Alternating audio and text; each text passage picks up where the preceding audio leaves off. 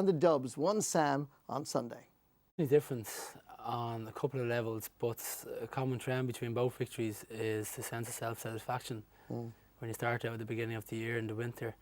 And as a young guy growing up as well, looking at the older teams as a kid, you wanted to get to that level. So again, self-satisfaction was certainly there in both occasions. As regards the sense of the monkey off your back that we would have experienced in 2011, that wasn't there for me personally on Sunday. I think 2011 with such a build-up, and probably similar to what John would have experienced in Limerick since 1996. I think when you haven't won something in a while and when you eventually cross the line, I think it's so overwhelming. But yeah, again, it's similar feelings in many ways, but very different too. In the All-Ireland semi-final against Kerry, you were marking what I would consider one of the greatest footballers I've ever seen in Colm the Gooch Cooper. He's okay, isn't he? Yeah, he is. He's not bad now. But people were saying, you know, that would Ger Brennan hold on to his place for the final? Were you concerned about that, or was it a motivation to prove that you were the number 6? Well, you can be concerned with it, and you can let that take over your mind and your focus. But I like to think I have a better self-awareness, and I'm able to control that type of thing. So part of dealing with that is to focus on the next training session. And the Monday after that Sunday, I knew I didn't have my better days, despite marking arguably the best player in the last 10-15 years.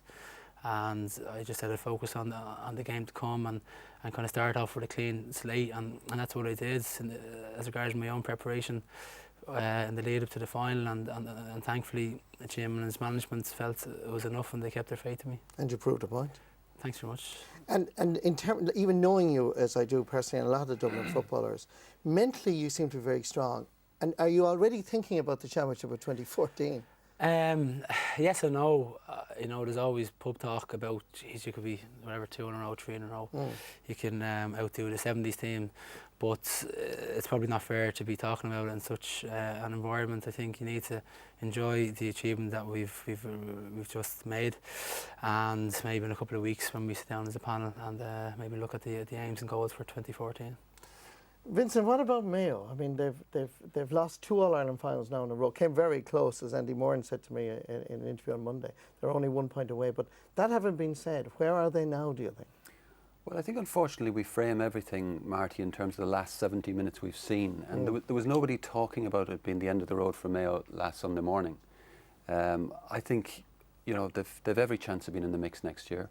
They probably need one big marquee forward, to discover a marquee forward like a Brogan, like a Michael Murphy, when you think of the impact those 2 players have had on the last 2 All-Ireland finals. But Mayo, after 22 minutes, were 7 scores to 2 up in this year's final. They were playing fantastic football. Their pressing game was really putting Dublin under pressure.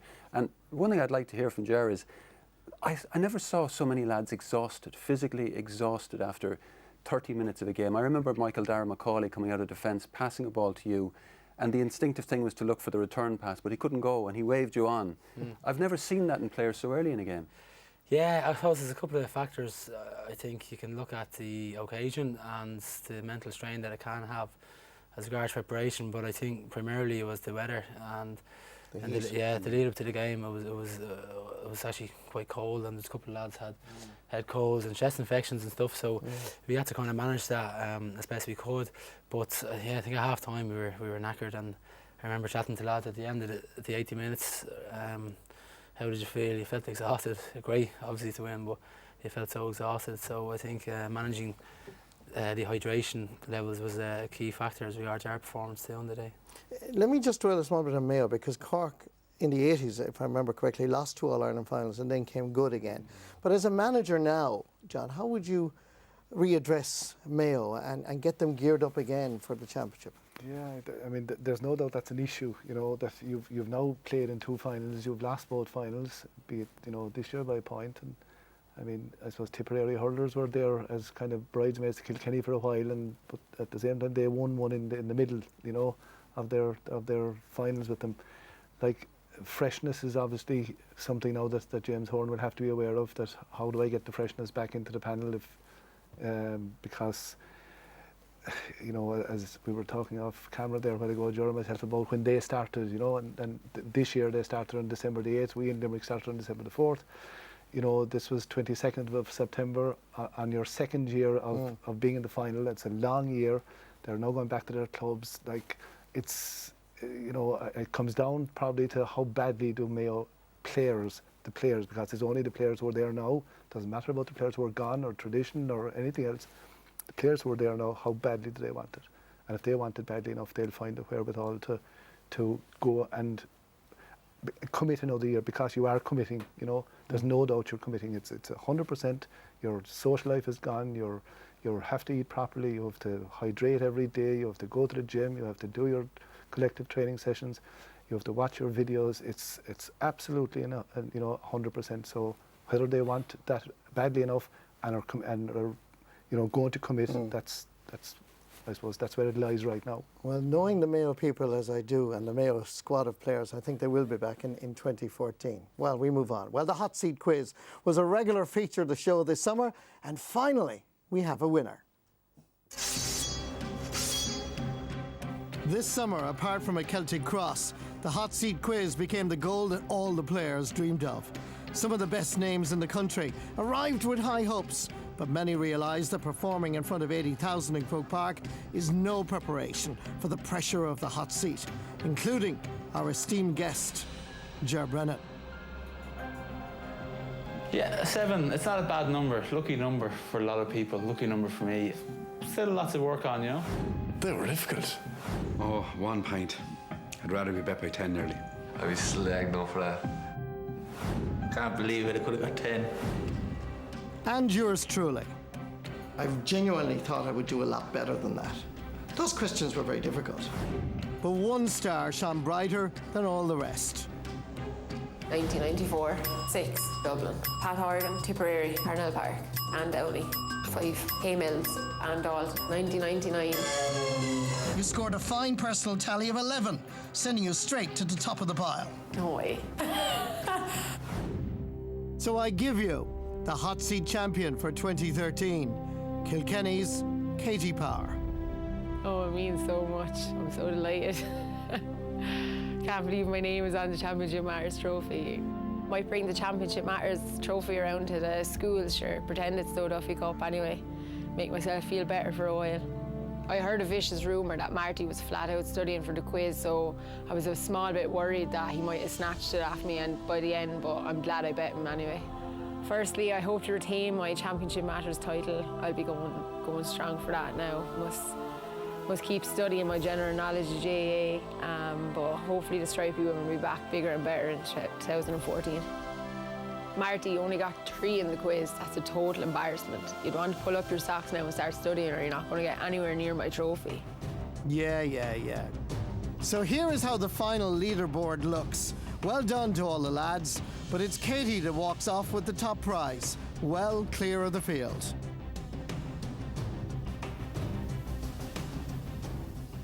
Congratulations, Katie. You did the quiz with us, and it's not as easy as it looks. Yeah, it's not too bad. I actually heard you wrote your own questions, though, did you? No, I didn't. Who was the referee in the 1914 final? Hello. No, it's a great bit of fun, in fairness, and I think it adds it's a bit of crack as Absolutely. well, so it's very enjoyable. Absolutely. We got a good response as well. Yeah. John, let's talk very briefly, and we're going to go into more detail about the All-Ireland final in a moment, but did I hear a rumour that you felt that the All-Ireland hurling final, the draw, should have gone to extra time, in the sense that they should have played an extra 10 minutes each way rather than having a replay? Yeah, well, I know now there are opinions on this, and there's certainly an opinion for playing it again, having a replay. But I just think the clubs suffer big time for, again, you have 3 more weeks now. Cork Championship is off, Clare Championship is off. And, in lots of counties, the championships are postponed. County matches are come first. The club players are down the bottom of the pecking order, even though, the most of the players playing are club players. And there was a conference a few years ago tried with the sole purpose of trying to address that whole master fixture list for the clubs. And, here we are, we get the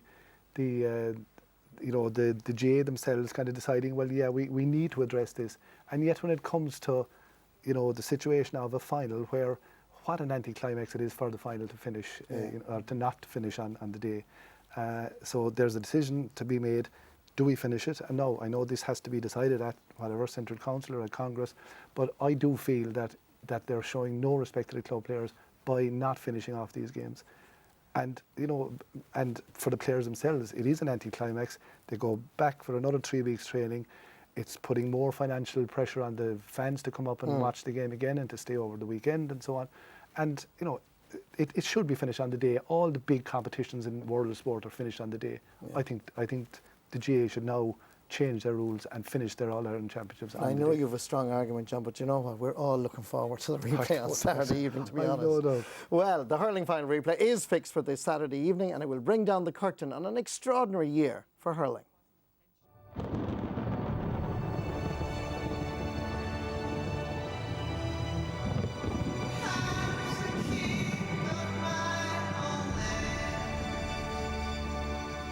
Freestyle, the new craze to sweep our young hurlers.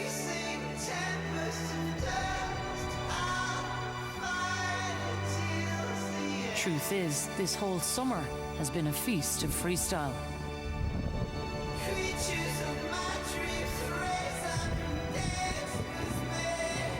2013, it seems, has brought us to a new level of skill in the game.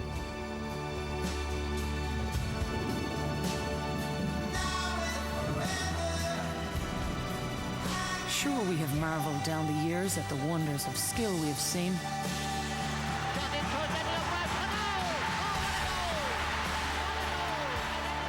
John Benton, oh, what a brilliant goal! That's a smashing goal! Offaly in the attack here.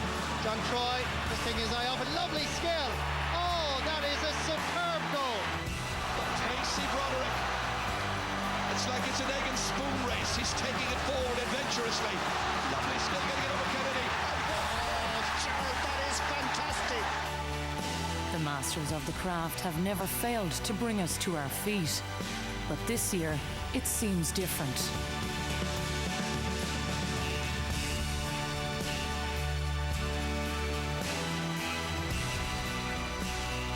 The strength and power of Kilkenny, Dublin, Galway and Tip have been laid low by pace, skill and youth of Cork and Clare.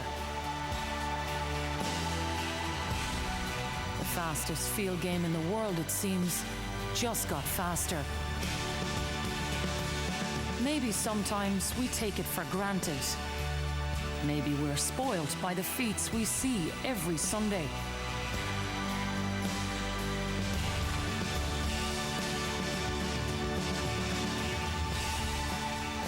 Is it only when our visitors stand in awe at the tricks of our ancient trade that we fully appreciate this astonishing game of ours? Impishly carrying it this way and that, finally hitting it beautifully onto the netting and over the bar. How about that? David Buck leaves it for Kenny. Oh, beautiful! Lovely little hand pass.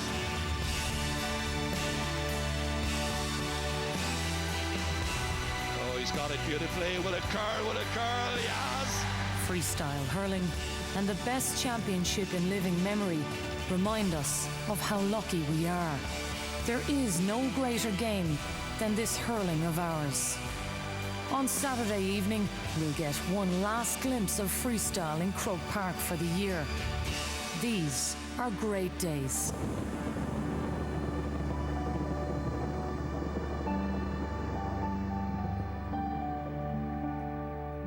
Great skill on display there from the freestyle hurling champion Declan Kelly from Cork and Cian Lynch from Limerick. A joy to watch indeed. John, would you agree that pace and skill has gone up a notch at the expense of power and strength? Pace and skill has gone up a notch, no doubt about it. Power and strength has gone with it as well. Because I think last year when I started back at the management, a few journalists at various times asked me, do I see much of a difference in between 2006 and last year? And I must say at the time I said probably not much, but now I would definitely say the attention to strength and conditioning is huge. And so the players, I mean, no doubt the footballers have been doing it for a long time. The hurlers weren't, but now the hurlers are, and the hurlers are doing as much strength and conditioning as the footballers. So not alone are they pacey, but they're also strong. and the hits are as the same as the football, more or less, you know. Okay. Well, let's talk about the All-Ireland hurling final replay. Vincent, a lot of talk about tactics. Both teams have been announced. They're very similar to what we would have anticipated. But do you expect something different to be thrown in, some kind of genie out of the bottle? I do. I don't think you can really go into a replay thinking what you did the last time is going to be good enough. Davy Fitz obviously didn't play the sweeper the last time. I don't think he'll play a sweeper this time either. But I wouldn't be surprised if there may be changes to the named starting lineups just before the whistle. Everyone's going to try to get an edge. I think Clare psychologically may just have a slight advantage in that Donal O'Donovan got that extraordinary point. Just thinking, looking at that, what a gorgeous piece of video. And you know, John has made a very good point about clubs being neglected because of this, but I'm selfish. I want to see more of this, and I think it's the greatest game on earth, with respect to Ger. And you know, I think the club players will want to see more of this, and I think the people who are paying the money will want to pay the money to see more of this. It's just been the greatest hurling summer of my lifetime. Just to mention about, to dwell on the tactics, John, I mean, we saw the sweeper system working very effectively for Clare during the summer, but Davy went away from it for the All-Ireland final. Do you expect he will return to that? Well, I suppose you'd have to say that for most of the game, Clare dominated. You know, Clare won the personal duels all over the field. At the same time, they conceded 3 goals. And over the course of the 5 games that they've played with Cork up to now, they've conceded 8 goals. Now, they've only scored 1.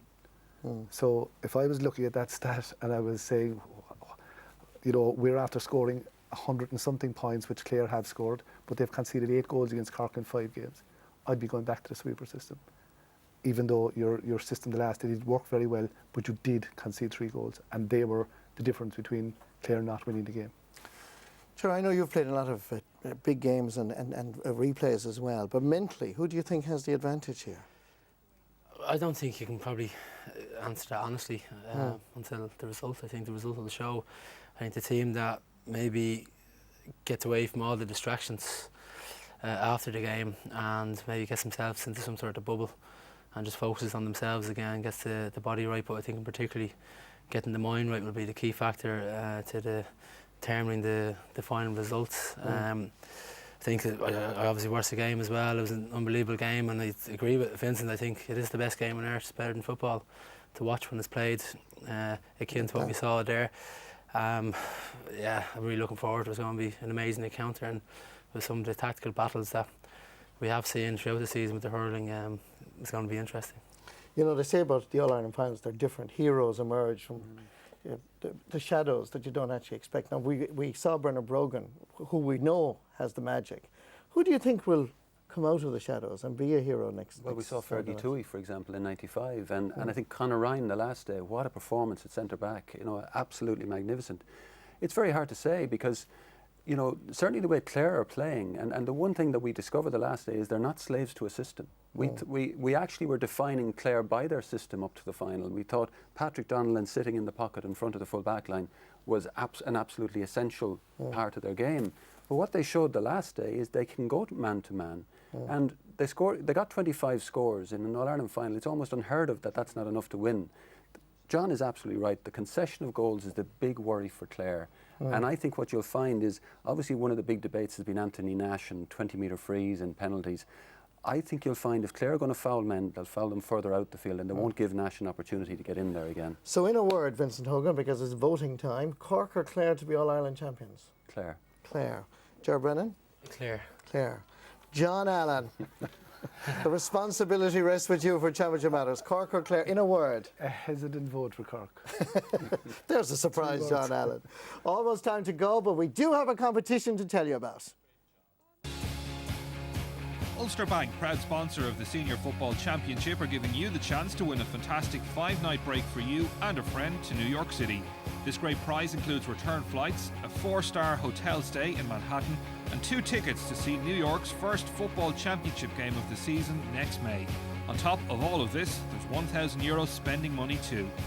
For your chance to win, answer this. Which of these is a well-known river that flows through New York? Is it the Hudson, the Thames, or the Mississippi?